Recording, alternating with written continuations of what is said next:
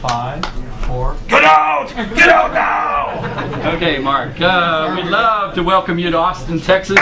We are in the bunker, deep behind the enemy lies. Lies, L-I-E-S. And we're glad to have you, so here we are. Well, first of all, good evening!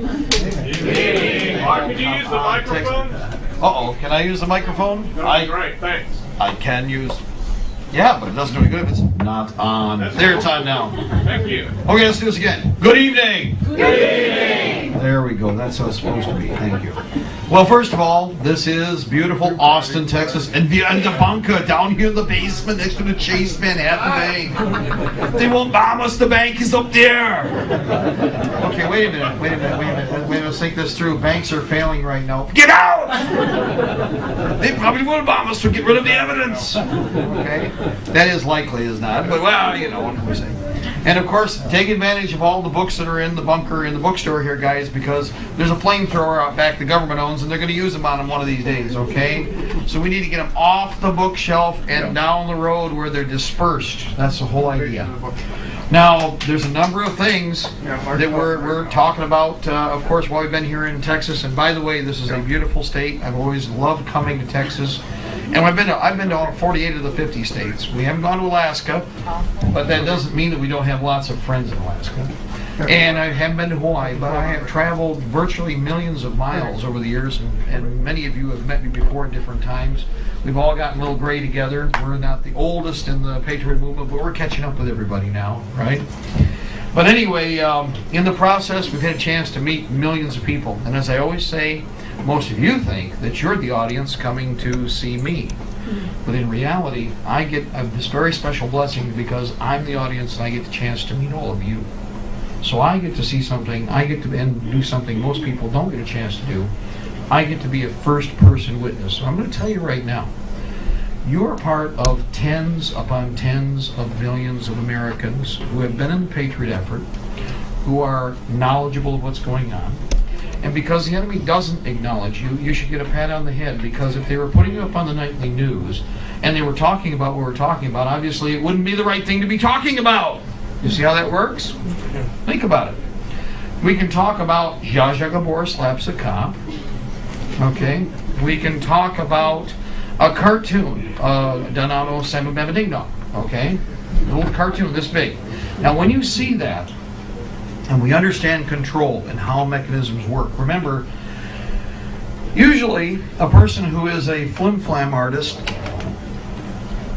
uses, the pickpocket, the magician, uses distraction and other techniques to keep you busy looking here while he does something over here. You see what I just did? And of course that's a little clumsy because normally it'd be like, it'd be under the table, okay?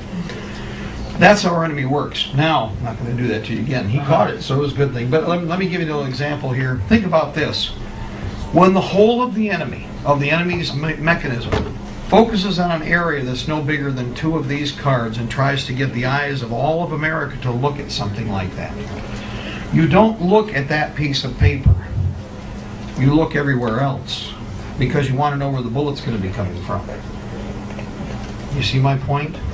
When they want to bring you down to a myopic little spot and they want you to focus on this little dot, it means that there's something else going on that is so big that that immediately you need to turn away from that dot. You need to be looking somewhere else. That is the bottom line to everything that we see here. Now, one of the things that our good instructor here was doing today, by the way, before we got hooked up, and he's been doing a fine job, is trying to explain the use of words. Words can do so many things. Number one is, we're working together, and obviously, in a way, we're in a contract, which is what most people don't understand, even as we sit here. And words are part of that, but also social mores. Now, what I mean by that is that when we came in here, some of us might not even have the same thought processes, and we don't all agree 100%, but we decided we can sit close to each other and be pretty peaceable right now and not bonk each other on the head and not throttle each other while we think we have different opinions or ideas. In reality, that's a contract. That is a process, a peaceful contract that we're involved in, because we're communicating, okay? Words can communicate truth, or they can be used for deception. Now, deception comes in many different ways. Example, and I'll give you one from going back through our history. The Crown of England waged war against the colonists, and the Crown of England is our enemy. Now, how many people would say King George III when I said Crown of England? How many people remember from their school days? Raise your hands. Go ahead. Just how many? I thought that way.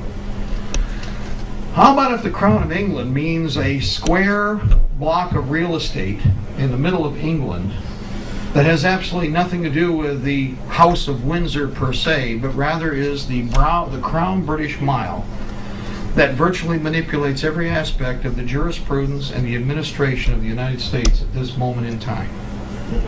Oh, wait a minute, we fought the American Revolution. We scraped the table clean, which is true, we did. We did, our people did.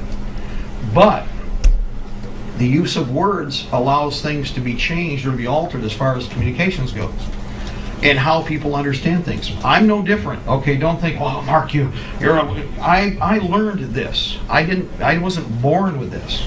Now, I was blessed with a couple of things that help, and it's because of good people like the people that are here that are part of this group and many others that I grew up with a better understanding. And each one of us are here for the same reason. We're here for better